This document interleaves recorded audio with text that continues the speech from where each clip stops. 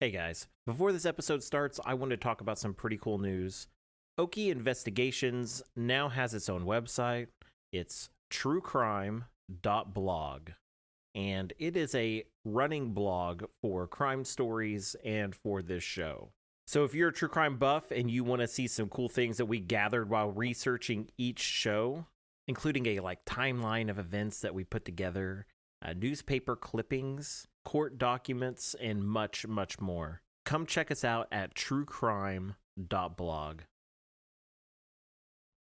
1, 2, 3. Hello, everyone, and welcome to Okie Investigations. My name is Trevor Shelby.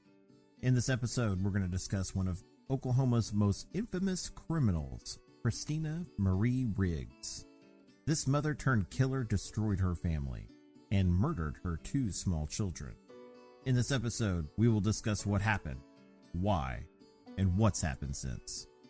But first, if you're a first-time listener, to experience this podcast to its finest, hit that subscribe button so when we have new episodes, you will be the first to know. Then, head on over to our Facebook page. Here we can discuss the case together and perhaps come up with our own theories on the many cases that will be featured on this show. You can find us at facebook.com/Okie Investigations. Hello everyone and welcome to the show. I've got to say, this has been one crazy week. We've been able to have our little Thanksgiving without a hitch. Then I was able to enjoy a wonderful weekend, taking naps and putting up Christmas decorations around the Shelby household. You might notice that the show sounds just a little different. We have a new piece of software that we're trying out and some hardware that's on the way for the show. I'm working hard to provide the best audio that I can in a home studio environment. You might hear a cat or 2 meow in the background, but it's going to sound really great. I've also been working on my second work from home project, becoming an audiobook narrator. This is something that I always wanted to try, and now I feel like I have a real shot at doing it. Don't worry, the show will continue like normal, but I really want to pursue this because it's something that I feel like it's something I might be good at, and I enjoy reading. And I also enjoy working on these audio projects, and so I really think that it's something that I will enjoy. The whole process has been a lot of fun, so I'll keep you guys updated on how that goes. Speaking of this show, how are you guys enjoying the infamous Oklahoma series? Just by judging by the numbers, you guys are enjoying it pretty well. Let me know how you feel over at the Facebook page, and we'll keep it going. I have a few planned out that I had no clue were criminals from Oklahoma, and I think what I might do is start working these stories into the planned episodes that I already have. That way we can have a nice mixture of different types of crimes or criminal stories, and we can just kind of mix it all together. Now, I wanted to provide an update on a previous episode that we had, which was the Anil Asmat episode. If you haven't heard it, go ahead and go back there because it's kind of an interesting one, and it's one that's happened very recently, within the last few months, actually. We started covering this when pretty much the news organizations here in Oklahoma stopped covering it, which was right after his immediate arrest. There have been very few updates in his case, and it's pretty much because things have been slowed down due to COVID-19, and so looks like the trial is going forward. They have issued subpoenas from the DA's office. They are to be served to James Brown of the Oklahoma City Police Department, Taylor Tambunga, who I believe Taylor is the mother to the child that had passed away, and Ryan Brown, who is listed as the MD. And so this is going to be the person that is going to provide the medical background on what happened to the child. So it's going to be interesting to see how this kind of plays out and where this goes from here. I'm really tempted when things get started of actually attending this court proceeding. I don't know. I'm thinking about it. We'll see. Let's go ahead and get on with today's story, shall we? Christina Marie Riggs was born in Lawton, Oklahoma in 1971. Now, Christina had a tough childhood. She claims that she was sexually abused by her stepbrother when she was as young as 7 years old, and she was also abused by a neighbor to the house where she grew up at. By 14, she was drinking, smoking cigarettes, and smoking marijuana, and Christina struggled with obesity. She was quoted as saying, "I felt that no boy liked me because of my weight, so I became sexually active because I thought that was the only way I could have a boyfriend." When she was just 17 years old in 1988, she became pregnant with her first child. She carried that child to term. She had the baby, and she ended up giving it up for adoption because she felt like she couldn't take care of a child at that age. After high school, she went to nursing school. She became pregnant again in October of 1991 with her boyfriend Justin. Justin proved what kind of father he was. He abandoned the family right after he found out she was pregnant. After that, Christina went back with her ex-boyfriend John Riggs.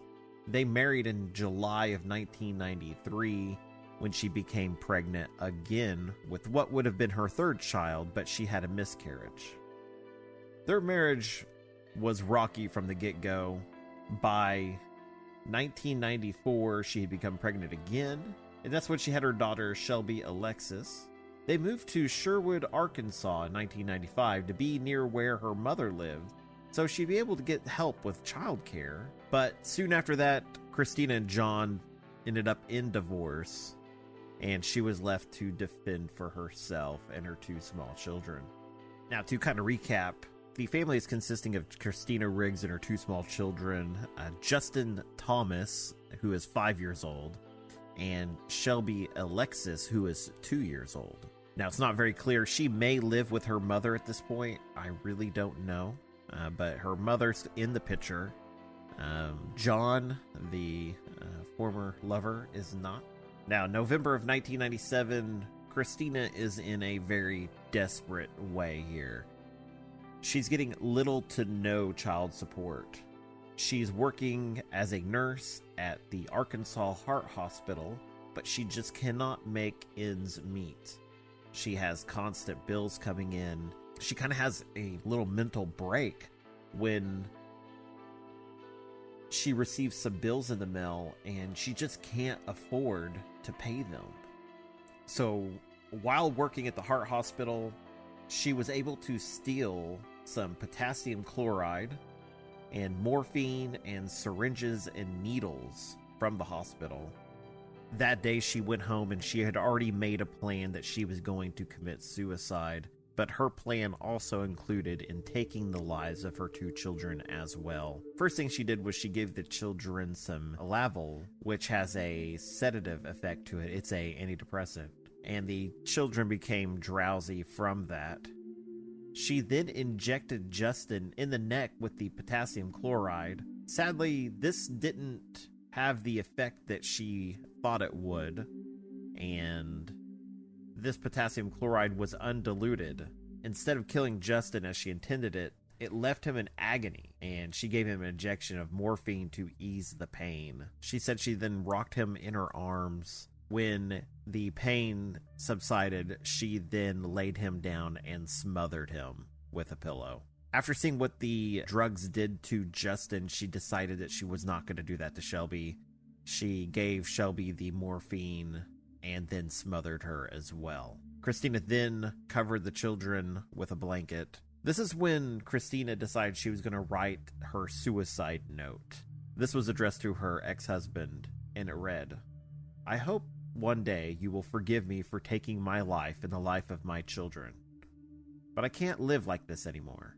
I couldn't bear it, to leave my children behind to be such a burden on you, or to be separated and raised apart from their fathers, and live knowing that their mother killed herself." She then swallowed 28 tablets of the Lavol and injected herself with the potassium chloride. Her mother came home and became concerned that she couldn't wake up her daughter, and then called the police. That's when Officer David Smith and Steve Henniker entered the apartment and found the children's bodies and Christina on the floor in the bedroom. Christina was just barely conscious, but not really responding to anything at this time. They were able to get her to a hospital and they saved her life. By the next day, Christina had been arrested. According to the coroner, by the time the children were found, they had already been dead for about 10 to 14 hours. Now, at Christina's trial, she did not dispute that she murdered her children. She did plead not guilty. I think this was more on the part of the attorneys than her. The attorneys were kind of going for a plea by reason of mental disease or defect, and they were planning on bringing a lot of people to the stand that were like psychiatrists that would testify in her defense that it was an act of love in her mind that caused her to kill her children. They also cited her working as a nurse as maybe a reason that might have caused some of this mental instability. They tried to cite that she was a nurse that treated victims at the Oklahoma City bombing, but could not provide any evidence that that was true. She did work as a nurse in the Oklahoma City area at the time, but there is no evidence that she actually helped any of the victims of the bombing. She also had a long history of depression and suicide that stemmed from the sexual abuse she suffered as a child. With all this together, the attorneys were hoping that a plea of what would be insanity would not be so far-fetched. Now, personally for me, just looking at this, someone that takes the lives of their children, you got to think that there is something mentally wrong. There's something damaged. There's something not right, because I just don't see a parent ever being able to do something like that. Even the worst of parents, I don't see being able to take the lives of your own children. That's just crazy. So honestly, I don't know in this one. I don't know if how I would have swayed as a juror on this case. This one would be hard. This one would definitely be hard. What wasn't hard, though, was this jury. They did not deliberate very long on this. And on June 30th, 1998, the jury of 7 women and 5 men took just 55 minutes to find her guilty of 2 counts of first-degree murder. Christina collapsed at hearing that verdict, and the trial moved to the sentencing phase. At this point, Christina kind of did a 180. She went from collapsing to... Christina told the jurors, "I want to die. I want to be with my babies. I want you to give me the death penalty." After hearing that, it didn't take them long. The jury came back with the death penalty. They sentenced her to death by lethal injection. It was reported that Christina said thank you after that verdict was read. Now, despite seemingly wanting to die, Christina did fight for a retrial because she did feel like that she didn't get a fair shot, or at least her attorneys felt like she didn't get a fair shot due to some of the statements that were made by police officers during the trial. All of those were shot down. Christina was on death row. She was the only female on death row. They only had 3 cells on the unit for the female death row prisoners. If you ever wonder, there is actually a law that you can't house like a female with male offenders. Even in this instance where if she left her cell, she was always going to be handcuffed. She was going to get very little time to herself. It's not like in the movies where they get to walk around a prison yard. These people are locked up 24 hours a day, and they get very little amenities. In her case, she did have TV. She was able to read lots of books that her mother provided her. She did get a little bit of time out of her cell, but any time that she did get, it was spent handcuffed and not a lot of freedom there. But if you ever wonder, it's kind of weird that you can't house females with males, even in those circumstances, even though they might not ever leave their cells hardly, or they would never, mingle. They won't house them together at all. It's like a law. It's weird. They're supposed to really just remain out of sight. I remember working at the Oklahoma County Jail, and we had one pod that was it was a male pod that was next to a female pod. And they had figured out a way that they could kite notes. And if you ever want to look it up, you can see it on YouTube. The way they kite notes is kind of amazing. One person will have a note on a string and they'll fling it under their door. And in this case, the females were flinging it under their door that was lined up perfectly with the male door. And it would just slide under the two doors, and then they would, if they were in their cells, they could then kite a catching note or device out under their door, and then grab onto it like a fishing line almost, and hooking it, and they would then pull it into their cell. It was kind of amazing to see it in action. There were times that it would happen so quickly that you would almost miss it. Pretty crazy. Anyways, the females and the males there, they would pass notes that way. And even within their own pod, the males could just send notes left and right to people when they were bored. There were other ways they passed notes in the Oklahoma County Jail that would disgust you. It was through the toilet system, and they could pass from floor to floor there. That was a big issue. That's a very, very poorly designed jail. I think anyone that's worked there will agree to that. Now, in Christina's case, she was interviewed, and she talked about what it was like living on the female death row. She said she had pictures of her children, decorated the mirror in her cell. She told the interviewer that she was eager to die. She said, "I'll be with my children and with God. I'll be where there's no more pain. Maybe I'll find some peace." At the time, the Arkansas governor was Mike Huckabee. He reviewed the case but declined to intervene, and eventually the execution was set for Tuesday, May 3rd, and was to be carried out between 8 and 9 p.m. Christina was flown to the female death row just a few days prior to the execution. Christina's last words were, "There's no way, no words can express how sorry I am for taking the lives of my babies. Now I can be with my babies, as I always intended. I love you, my babies." 9 minutes later, Christina was dead. Coincidentally, the potassium chloride that she used to try to kill her son is one of the drugs that killed her. I found this to be kind of a crazy story that was just kind of hard to believe actually happened. You know, and you hear it more and more now that things like this happen, and it's just so bizarre. But I guess that's, the world that we live in.